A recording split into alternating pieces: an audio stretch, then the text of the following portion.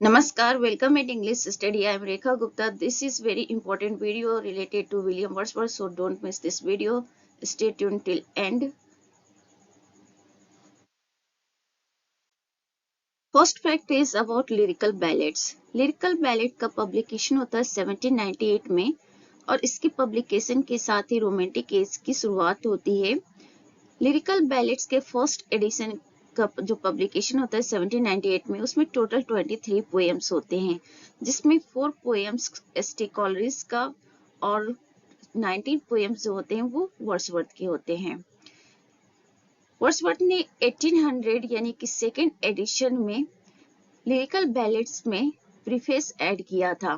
तो याद रखेंगे लिरिकल बैलेट का प्रीफेस कब आता है, लिरिकल बैलेट के सेकेंड एडिशन दैट इज 1800 वाली एडिशन में, और प्रीफेस कौन ऐड करता है, विलियम वर्ड्सवर्थ।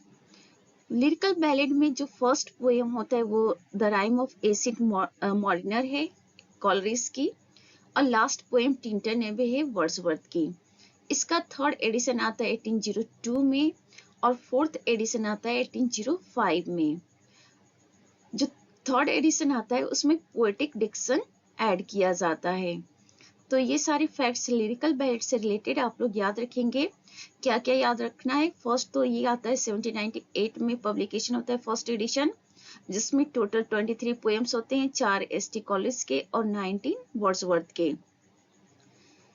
सेकेंड एडिशन में प्रीफेस ऐड होता है, वर्ड्सवर्थ ऐड करते हैं, और सेकेंड एडिशन 1800 में आता है। लिरिकल बैलेट का जो फर्स्ट एडिशन होता है उसमें first poem rime of ancient mariner होता है एस.टी. कॉलरिज का, और लास्ट पोएम टिंटरनेबे होता है। थर्ड एडिशन 1802 में आता है जिसमें पोएटिक डिक्शन ऐड होता है, और फोर्थ एडिशन 1805 में। नेक्स्ट फैक्ट क्या है, odd on the intimations of immortality holds the view soul lives in heaven before coming into the world, published in poems in 2 volumes 1807. Ode on the intimations of immortality ode, जिसे immortality odd के रूप में भी जाना जाता है। इसमें Wordsworth कौन सी ओपिनियन प्रेजेंट करते हैं, वो कहते हैं कि जो सोल है वो इस दुनिया में आने से पहले वो हेवन में रहता है, स्वर्ग में रहता है। तो ऐसी ओपिनियन वर्ड्सवर्थ प्रेजेंट करते हैं अपने इस poem odd on the intimations of immortality में, जिसे इमॉर्टलिटी ओड के नाम से भी शॉर्ट में जाना जाता है। इनका ये ओड कब पब्लिश्ड होता है, 1807 में, पोएम्स इन 2 वॉल्यूम्स में। नेक्स्ट फैक्ट है, Wordsworth poet is different from other man in that the poet has more lively sensibility. तो वर्ड्सवर्थ क्या कहते हैं कि जो पोएट होते हैं वो दूसरे लोगों के कंपैरिजन में अलग होते हैं। जो आम लोग होते हैं उनके कंपैरिजन में पोएट जो लोग होते हैं वो अलग होते हैं। क्यों ऐसा, क्योंकि poet has more lively sensibility, poet के अंदर मोर लाइवली सेंसिबिलिटी होता है। दैट इज वाई वर्ड्सवर्थ की ओपिनियन है कि पोएट आम लोगों से अलग होते हैं। Next, The Prelude or Growth of a Poet's Mind 1850, Magnum Opus in blank verse 14 books. The Prelude से related facts है, The Prelude का सेकेंड टाइटल है Growth of a Poet's Mind, 1850 में ये पब्लिश होता है वर्ड्सवर्थ की डेथ के बाद। इनकी वाइफ इसे पब्लिश कराती हैं, इनकी वाइफ ही ये टाइटल देती हैं द प्रिल्यूड। द प्रिल्यूड को वर्ड्सवर्थ का मैग्नम ऑपस कहा जाता है। मैग्नम ऑपस का मतलब मास्टरपीस। इसको इन्होंने ब्लैंक वर्स में लिखा है। टोटल 14 बुक्स है द प्रिल्यूड में। नेक्स्ट देखते हैं, Wordsworth imagination is like noble living and the noble dead.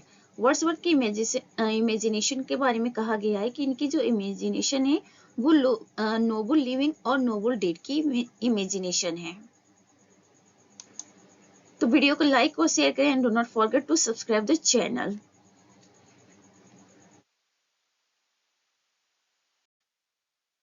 Next देखते हैं, chronology egotistical sublime, Keats dissociation of sensibility, TS. Eliot, theatre of cruelty, Antonin Artaud, unreliable narrator, Wayne C booth.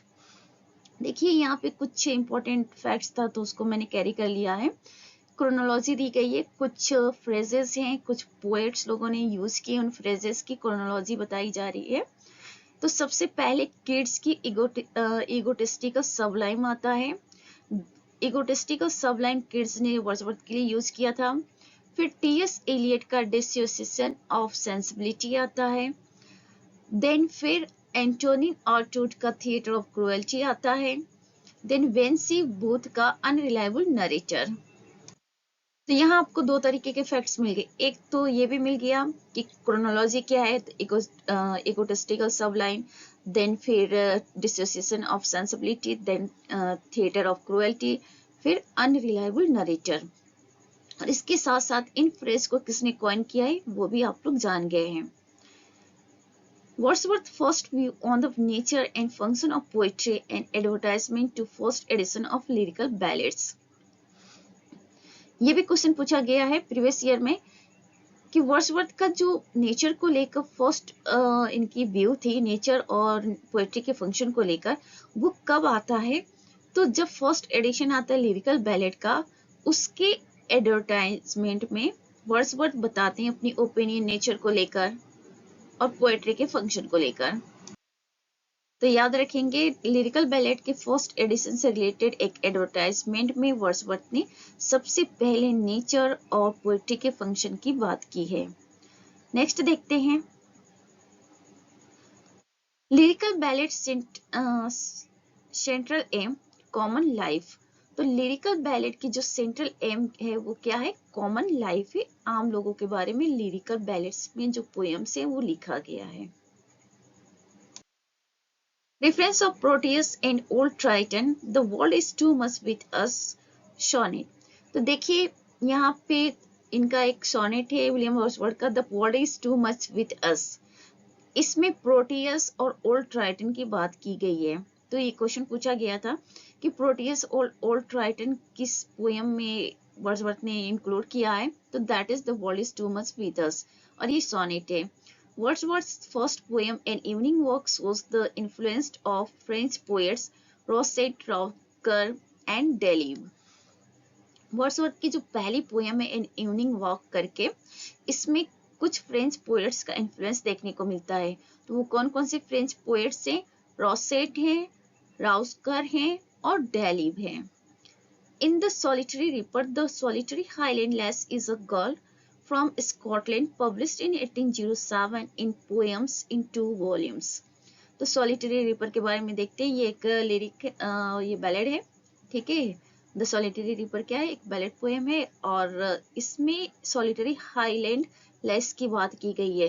तो solitary highland less के मतलब है कि a girl from Scotland. ये poem published होता है 1807 में, पोएम्स इन 2 वॉल्यूम्स में।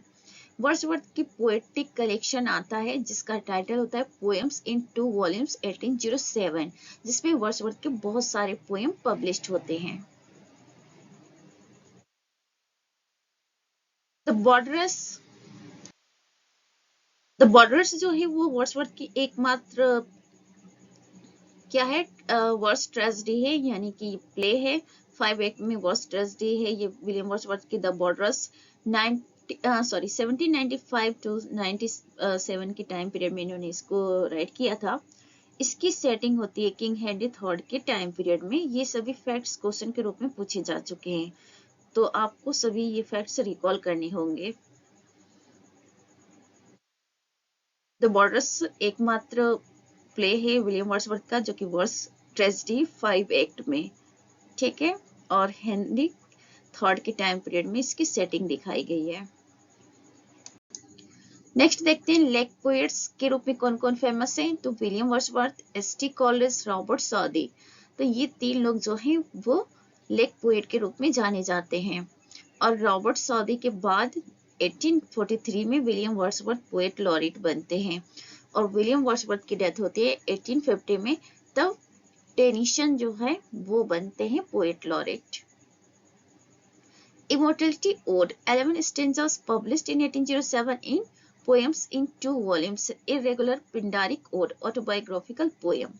तो थोड़ा कुछ और फैक्ट्स देख लेते हैं इमोर्टलिटी ओड को लेकर, यानी कि ओड ऑन इंटीमेंसीज ऑफ इमोर्टलिटी। ठीक है, इसमें टोटल कितने स्टेंजास हैं? 11 स्टेंजास हैं।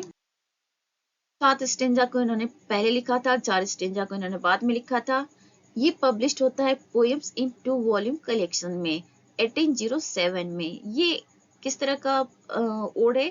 तो इरेगुलर पिंडारिक ओड का एग्जाम्पल है इमोर्टलिटी ओड, और ऑटोबायोग्राफिकल एलिमेंट भी इसमें देखने को मिलता है इमोर्टलिटी ओड में। द पीरियड भी इनकी ऑटोबायोग्राफी है, और ऑटोबायोग्राफिकल एलिमेंट इस पोएम में भी देखने को मिलता है वर्ड्सवर्थ के। Magna carta of romanticism lyrical ballad 1798 Tintern एबे wide river.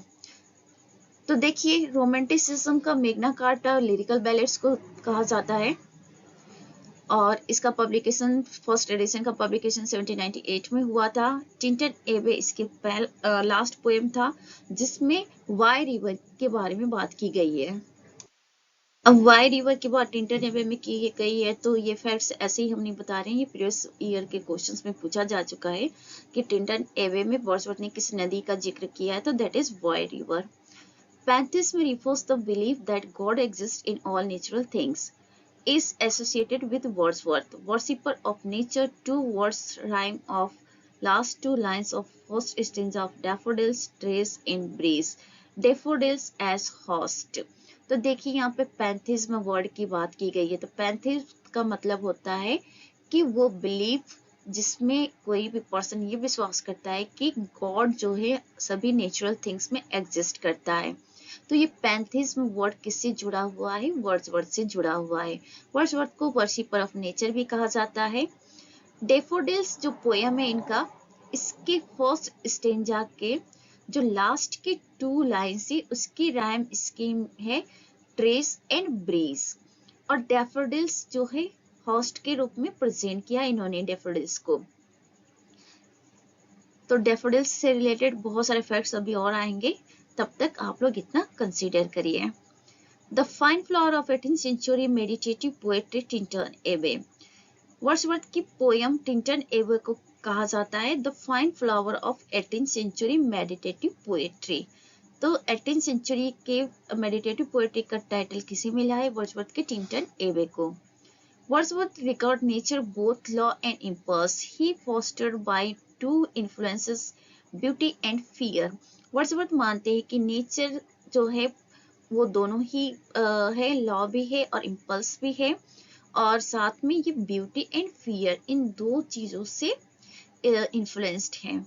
The table turn 1798 in lyrical ballads, 32 lines and 8 stanzas. The speaker poet addresses his friend Matthew Bookworm.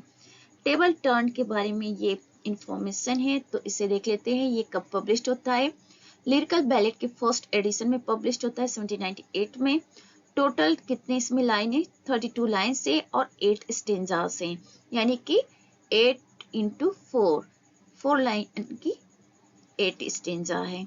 ठीक है, तो एक बैलेड हुआ ये। इसमें स्पीकर जो होते हैं पोएट, वो एड्रेस करते हैं अपने एक फ्रेंड मैथ्यू को, जो कि बुकवॉर्म है, यानी कि किताबी कीड़ा है।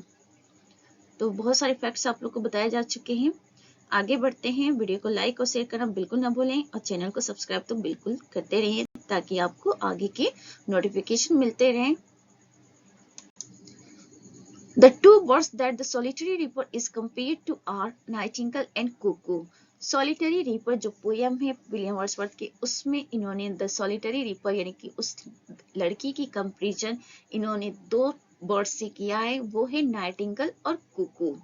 तो पूछा जा सकता है कि सॉलिटरी रीपर जो पोयम है उसमें सॉलिटरी रीपर की तुलना किन बर्ड से की है विलियम वर्ड्सवर्थ ने? तो दैट इज नाइटिंगेल और cuckoo. Leech gatherer appears in resolution and independence. तो लीच गैदरर को इन्होंने एड्रेस किया है अपनी पोएम रिसोल्यूशन और इंडिपेंडेंस में। The recluse, the triumph of life, Don Juan, Hyperion are unfinished poems. तो यहाँ पे देखिएगा द रेक्लूस ये एक इनकम्प्लीट पोएम है वर्ड्सवर्थ की। The triumph of life Shelley की इनकम्प्लीट वर्क है। डॉन जुआन लॉर्ड बायरन की इनकम्प्लीट वर्क है। हाइपेरियन किड्स के इनकम्प्लीट वर्क है। तो ये सब इनकम्प्लीट वर्क से अलग अलग ऑथर के। रेक्लूस वर्ड्सवर्थ का है, ट्रायम्फ ऑफ लाइफ सेली का, डॉन जॉन रॉबर्ट ब्राउनिंग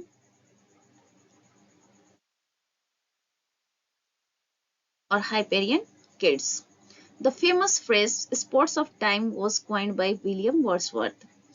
तो स्पॉट्स ऑफ टाइम, ये इस फ्रेज को किसने कॉइन किया है? तो विलियम वर्ड्सवर्थ ने किया है। The sonnet upon sonnet is nun fret not at their convent's narrow. तो ये जो सोनेट है, nun fret not at their convent's narrow, ये वर्ड्सवर्थ की सोनेट है और इसे सोनेट अपॉन सोनेट कहा जाता है। The prelude the boy of Winander is affected by muteness. The prelude, जिसे कि द बॉय ऑफ विनांडर भी कहा जाता है, ये म्यूटनेस के द्वारा अफेक्टेड है। The prelude, book 6, is named Cambridge and the Alps. Wordsworth compares the states of daffodils to the twinkling of stars in the Milky Way. The prelude जो है, इसमें टोटल 14 बुक्स होते हैं। तो इसका जो 6th बुक है, 6 नंबर वाला बुक है, उसका टाइटल है कैम्ब्रिज एंड द आल्प्स। तो उसमें इन्होंने कैम्ब्रिज का जिक्र किया है। साथ में वर्ड्सवर्थ कहते हैं कि जो डैफोडिल्स है काफी दूर तक फैला हुआ है, जिस तरह से मिल्की वे में स्टार्स फैले होते हैं उसी तरह से। Wordsworth recollects the daffodils in a vacant and pensive mood. Wordsworth क्या करते हैं, जब कभी ये वैकेंट और पेंसिव मूड में होते हैं, यानी कि खाली होते हैं, फ्री होते हैं और पेंसिव मूड में होते हैं, तो इनको डैफोडिल्स की याद आती है। In the final stage of his association with nature, Wordsworth hears the still sad music of humanity. तो ये क्वेश्चन पूछा गया है कि वर्ड्सवर्थ ने अपने किस स्टेज में नेचर के एसोसिएशन वाले किस स्टेज में इन्होंने the still sad music of humanity को हियर किया था, सुना था। तो दैट इज फाइनल स्टेज। तो नेचर के एसोसिएशन के साथ इनका जो फाइनल स्टेज होता है, उसी फाइनल स्टेज में वर्ड्सवर्थ क्या सुनते हैं? The still sad music of humanity. Next fact देखते हैं। 10,000 daffodils are mentioned along the margin of a bay. Daffodils were tossing their heads in sprightly dance. Wordsworth जब डैफोडिल्स को देखते हैं तो कहते हैं कि एक नजर में उनको 10,000 डैफोडिल्स दिखाई दे रहे हैं। कहाँ पे? बे के किनारे किनारे। और डैफोडिल्स क्या कर रहे थे? हवा में अपने हेड को टॉस कर रहे थे। ऐसा लग रहा था कि they were dancing. Wordsworth has expressed his views on transmigration of the soul in his poem Ode on the Intermittence of Immortality. तो क्वेश्चन पूछा जा सकता है कि Ode on the Intermittence of Immortality में वर्ड्सवर्थ ने किस चीज की बात की है? तो that is transmigration of the soul. ठीक है, या फिर ये भी पूछा जा सकता है कि वर्ड्सवर्थ ने अपनी किस पोएम में ट्रांसमाइग्रेशन ऑफ द सोल की बात की गई है? तो that is odd on the intimations of immortality. In his quest for true significance of life on it's simpler levels, Wordsworth resembles George Krebs. तो देखिए, सिंपल लेवल में जो ट्रू सिग्निफिकेंस की खोज की बात है, तो इस मामले में वर्ड्सवर्थ की तुलना जॉर्ज क्रेब्स से की गई है। The Excursion 1814 marks the beginning of the decline of Wordsworth's poetic genius. The Excursion, जो कि विलियम वर्ड्सवर्थ का एक लॉन्ग नरेटिव पोएम है, 1814 में ये पब्लिश होता है और कहा जाता है कि ये जो पोएम है वर्ड्सवर्थ के पोएटिक जीनियस के डिक्लाइन को दर्शाता है। Wordsworth was in 1791 in France, where he was witness to the middle stages of the French Revolution. There he fell in love with Annette Vallon, who gave birth to their daughter Caroline. Wordsworth France में 2 बार visit किए थे। एक बार 1791 में visit किए थे, तो और एक बार उसके पहले इन्होंने विजिट किया था। तो फ्रांस में जब ये विजिट करते तो उस समय फ्रेंच रिवॉल्यूशन चल रहा था और फ्रेंच रिवॉल्यूशन अपने मिड पे था। ठीक है, और वहां पे फ्रांस में इनकी मुलाकात एनेट वैलन से होते हैं and he started to love her. और फिर उनकी एक बेटी होती है, डॉटर कैरोलाइन। लेकिन वर्ड्सवर्थ को फ्रेंच रिवॉल्यूशन की वजह से इनको फ्रांस छोड़ के आना पड़ जाता है वापस इंग्लैंड। तो जब ये इंग्लैंड वापस आते हैं तो ये अपनी वाइफ और अपनी डॉटर कैरोलाइन को भी छोड़ देते हैं वहीं पे। The prelude is addressed to S T. Coleridge. तो ये क्वेश्चन पूछा गया है कि प्रील्यूड जो है इसमें इन्होंने किसको एड्रेस किया है? तो एसटी कॉलेज को एड्रेस किया है। In 3 years she grew, the little girl will be sportive as the fawn। ये लूसी पोएम्स है। लूसी पोएम में से एक पोएम है इन 3 years she grew, जिसमें लिटिल गर्ल को इन्होंने फॉन की तरह स्पोर्टिव बताया है। सॉलिटरी रिपर क्या है? एक प्रकार का बैलेड है।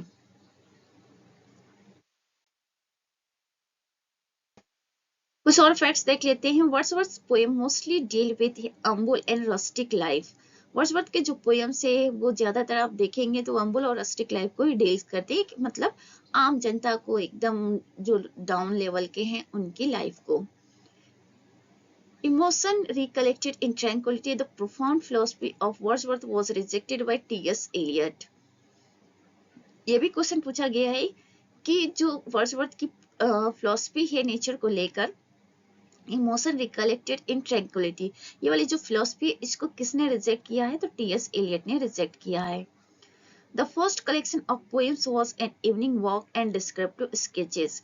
विलियम वर्ड्सवर्थ के पोएम का फर्स्ट कलेक्शन का टाइटल है An Evening Walk and Descriptive Sketches। Wordsworth has described the different modes of nature in Tintern Abbey। तो किस पोएम में वर्ड्सवर्थ ने नेचर के डिफरेंट मोड्स को डिस्क्राइब किया है? तो दैट इज टिंटन एबे। टिंटन एबे का भी लंबा सा टाइटल है, line written above bay of Wye river 13 miles, ऐसे करके, ठीक है। नेक्स्ट फैक्ट देखते हैं। The preludes presents the poet in quest of his identity. The prelude begins in sensation and ends in thoughts। The prelude में क्या दिखाया गया? इसमें ये दिखाया गया कि पोएट अपनी आइडेंटिटी की खोज में है, और द प्रेल्यूड जो है वो सेंसेशन के साथ स्टार्ट होता है और इसकी एंडिंग थॉट के साथ होती है। तो इतने सारे इंपॉर्टेंट फैक्ट्स डिस्कस किए जा चुके हैं वर्ड्सवर्थ को लेकर। आप सभी लोग ये रिकॉल करेंगे क्योंकि ये सारे फैक्ट्स वही हैं जो प्रीवियस ईयर में क्वेश्चन में पूछे जा चुके हैं। तो so don't forget to subscribe the channel and video को लाइक शेयर तो बिल्कुल करिए, सो दैट की मोटिवेशन बने और भी अच्छे वीडियो आपके लिए आते रहें। This is all about for this video. Thanks for watching. Be happy, keep smile.